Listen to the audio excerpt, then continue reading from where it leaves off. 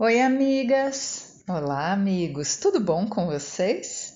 Eu espero que sim. Nosso tema de hoje é uma pergunta, duas, na verdade. Nós podemos nos perdoar? E qual a diferença entre nos perdoar e sermos descuidados com a nossa evolução? Trocando em miúdos, como é que a gente faz para não ficar paralisada pelos nossos arrependimentos e, ao mesmo tempo, para usar uma gíria bem atual, não passar pano para os nossos defeitos, não dizer, tudo bem, eu sou assim mesmo? Onde está o equilíbrio? O equilíbrio está sempre no Evangelho. Vamos a ele. Os livros usados nesse estudo foram o Evangelho segundo o Espiritismo, de Allan Kardec, capítulo 11, item 1, e capítulo 17, item 4.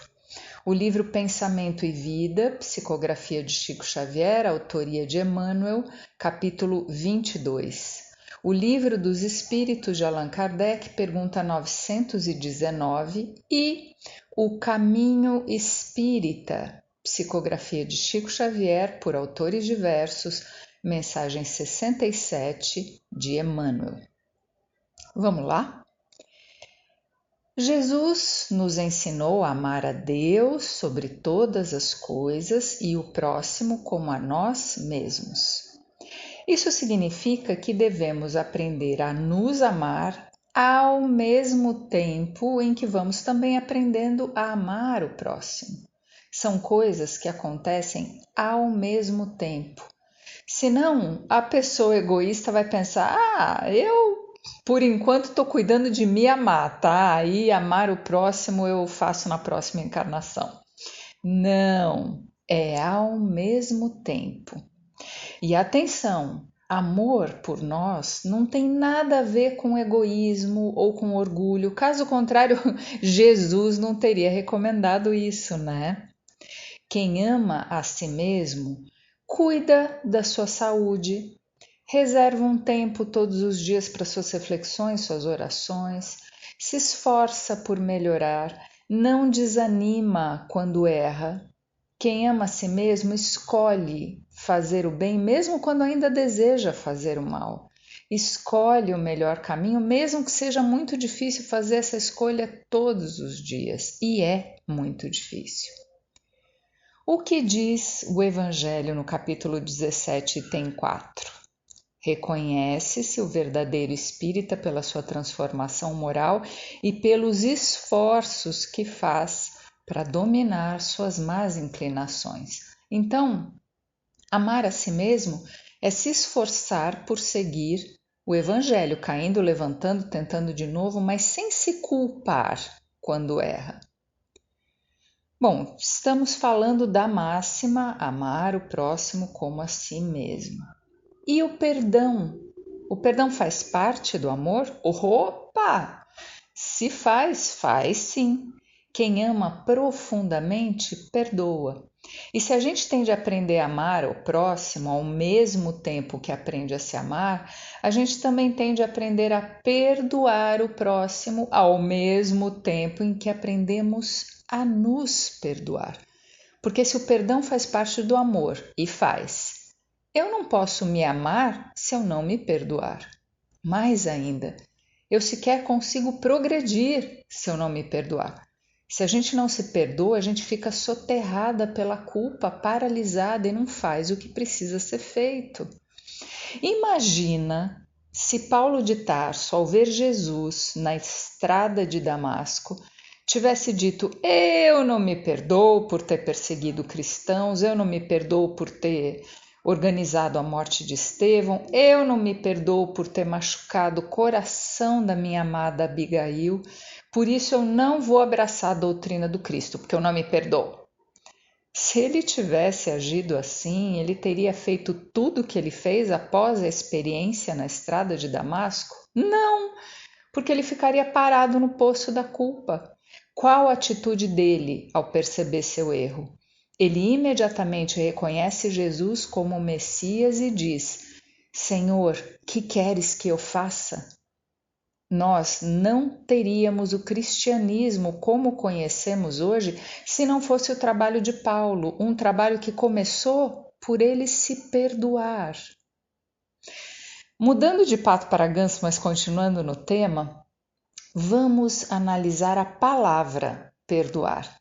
Na língua portuguesa, o prefixo per significa integralmente, de forma total, de forma ampla, completa. Já doar significa dar. O verbo perdoar indica a ideia de dar algo de forma completa. E o que é que a gente dá para o outro de forma completa quando a gente perdoa? Em essência, a gente dá amor. É o amor que brota do coração quando a gente perdoa. Perdoar é doar amor de forma integral. Se a gente não se perdoa, a gente não está doando amor a nós mesmos de forma integral. E é preciso exercitar o amor a nós mesmos ao mesmo tempo em que exercitamos o amor pelo próximo. Emmanuel fala de arrependimento ativo, que é o oposto de culpa paralisante. Arrependimento ativo é ótimo, faz a pessoa crescer, mudar, sair de onde está, evoluir, pedir perdão, reparar o mal causado. Já a culpa paralisante é um sentimento péssimo que deve ser evitado. No livro Pensamento e Vida, psicografia de Chico Xavier, autoria de Emmanuel, nós lemos no capítulo 22 o seguinte, eu vou ler alguns trechos só dessa mensagem.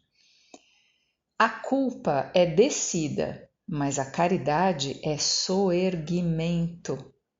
Subsiste a expiação, quer dizer, dura o sofrimento, enquanto perdura o prejuízo às leis que nos regem, enquanto teimamos em fazer o mal. E abrem-se vastos horizontes de paz ao espírito que luta em si mesmo, tão logo se consagre, se dedique ao trabalho do próprio aperfeiçoamento. Então, assim que a pessoa retoma o caminho do bem, vastos horizontes de paz se abrem para ela. Recordemo-nos de que no estágio evolutivo em que nos achamos, ninguém existe sem débitos a resgatar. Então, se você está lutando com erros, bem-vindo ao clube aqui na Terra, porque estamos todos. A culpa, por enquanto, é um fantasma interior que nos persegue em todos os ângulos do mundo sob as mais variadas formas. Mas, pela caridade bem vivida, poderemos lavar o tecido sutil de nossa alma. Para isso, porém, é preciso saibamos usar a vontade. Então, o segredo para se perdoar sem deixar de lado a nossa evolução é substituir a culpa paralisante pela caridade libertadora. É fazer o bem. Se ainda sentimos raiva e sentimos, vamos fazer o bem sentindo raiva mesmo. Se ainda temos mágoa e temos, vamos fazer o bem mesmo que ainda com mágoa dentro do coração. Se ainda temos vícios e temos, vamos fazer o bem mesmo que ainda não tenhamos nos livrado dessas prisões que são os vícios. Não podemos desanimar, porque, como ensinou Paulo de Tarso, se ainda não agimos completamente de acordo com o Evangelho de Jesus, pela graça de Deus já somos o que somos. Ou seja, mesmo com todos os nossos defeitos, nós podemos e devemos fazer o bem. Deus sabe das nossas imperfeições, Ele vê os nossos esforços, Ele compreende até onde hoje nós conseguimos ir. Se os psicólogos da Terra entendem os nossos erros e os nossos esforços para melhorar, que dirá Deus? Deus compreende que nós não temos como chegar na perfeição hoje. O que Ele espera de nós é coragem, é empenho, para que todos os dias a gente faça o melhor que a gente puder. Isso não significa nunca mais errar. E se sentir culpado quando erra é atrasar o processo de evolução com uma culpa paralisante, desnecessária, danosa. Faria sentido uma criança que está aprendendo as primeiras letras não se perdoar por não conseguir ler Machado de Assis, ler Clarice Lispector, ler Guimarães Rosa? Não, porque ela só terá maturidade para ler esses textos mais longos e profundos quando ela for mais velha. Hoje, ela está se esforçando para aprender a escrever o seu nome. E nós somos essas crianças espirituais nos esforçando para crescer. Já passamos um pouquinho da infância espiritual, é verdade, mas estamos muito, muito, muito longe da maturidade. E Deus sabe disso. Bom, se a gente tende a aprender a se amar, se a gente pode se perdoar, por que nós lemos no Evangelho segundo o Espiritismo tantas passagens, tantas mensagens que falam para a gente parar de ficar vendo defeito nos outros e voltar os olhos a nós mesmos, que nós temos de ser rigorosos conosco e deixar os outros serem como eles são? Por quê? Porque tem tanta mensagem falando isso. Porque a gente tem de fazer isso mesmo. É isso mesmo que a gente tem que fazer. Então, enquanto a gente estiver apenas olhando para os defeitos dos outros, os nossos ficam invisíveis e não pode. Aí é o caso em que a pessoa está sendo negligente com a sua evolução, está passando pano para os seus erros. Então é importante sim olharmos muito bem para nós. Mas isso não significa que a gente tem de se ajoelhar no milho, pegar o chicotinho para bater em si mesmo, se achar uma porcaria, um mau espírita, uma pessoa que não vale nada, que nunca fez o que é certo porque é muito imperfeito. Não. A pergunta que temos de nos fazer é, todos os dias, nós estamos nos esforçando para melhorar? Sim, estamos. Então por que nos culpar se estamos fazendo o melhor que podemos? Todo mundo se arrepende de várias coisas na vida, né? Eu me arrependo de várias. Vamos escolher uma só uma agora, a primeira coisa que vier na sua cabeça, da qual você se arrepende. Essa coisa da qual você se arrepende, você faria de novo hoje? A mesma coisa do mesmo jeito, sabendo tudo que você já sabe hoje, você faria de novo? Se você não faria, é porque você já progrediu nesse assunto. Você já é uma pessoa diferente. Portanto, não há razão para ficar se martirizando por algo que você não faria de novo. Se perdoe e siga em frente. Não importam quantas decisões erradas já tomamos. Não importa o que fizemos, importa o que escolhemos fazer hoje, substituindo a culpa paralisante pela caridade libertadora. Mas e se a pessoa se arrepende de ter feito algo, mas continua fazendo? Bom, aí faltam a vontade de mudar, a oração sincera diária para pedir ajuda para o anjo da guarda. E falta terapia também, né? Porque qual o conselho que os bons espíritos nos dão na pergunta 919 do Livro dos Espíritos? Eles citam a frase que foi popularizada pelo filósofo grego Sócrates: conhece-te a ti mesmo. Terapia é uma ferramenta moderna para nos ajudar a nos conhecer melhor. Não existia terapia na época de Kardec, existiam alguns estudiosos, mas a coisa só iria mesmo acontecer com Sigmund Freud, que ficou conhecido como o pai da psicanálise. E quando o Livro dos Espíritos foi lançado em 1857, Freud tinha um ano de idade. Nós hoje podemos dizer que fazer terapia ajuda bastante no conhece-te a ti mesmo indicado pela falange do Espírito da Verdade. E isso não exclui as reflexões íntimas diárias que devemos fazer, como nos ensina Santo Agostinho no Livro dos Espíritos.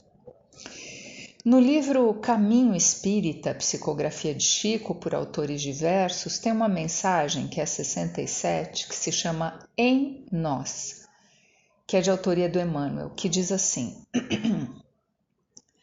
paciência incessante em todas as dores e em todas as circunstâncias, a fim de que venhamos a transpor com segurança as dificuldades que vigem por fora, mas também cultivar paciência conosco, para construirmos a nobilitação, o enobrecimento que nos é necessário.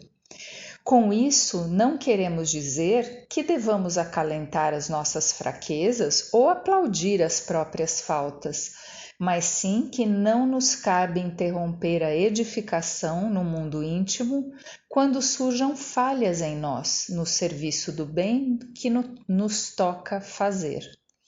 Frequentemente fugimos envergonhados, desertando das tarefas de elevação, martelando confissões, qual se pregássemos esponjas de farpas no coração, para que nos firamos a toda hora. E repetimos a cada instante: verifiquei que não presto, tentei melhorar e não pude, não me peçam voltar ao serviço que eu não sou santo, larguei a oração porque tenho lama no pensamento. Não quero perturbar os outros com os meus defeitos. Sou um monte de erros. Cair é acidente próprio dos que caminham. Nos derradeiros ensinamentos, Jesus não se esqueceu de induzir-nos à calma, recomendando aos seguidores: na paciência possuireis as vossas almas. Isso realmente significa que precisamos de paciência não só para angariar a simpatia e a colaboração das almas alheias, mas para educar também as nossas. Terminamos então com esse ensinamento de Emmanuel maravilhoso. Vamos ter paciência não só com os outros, mas conosco também, porque cair é acidente próprio dos que caminham. E nós estamos fazendo o quê? Nós estamos caminhando a caminho da luz. Abraço bem apertado e vamos em frente, nos perdoando com confiança e alegria de servir.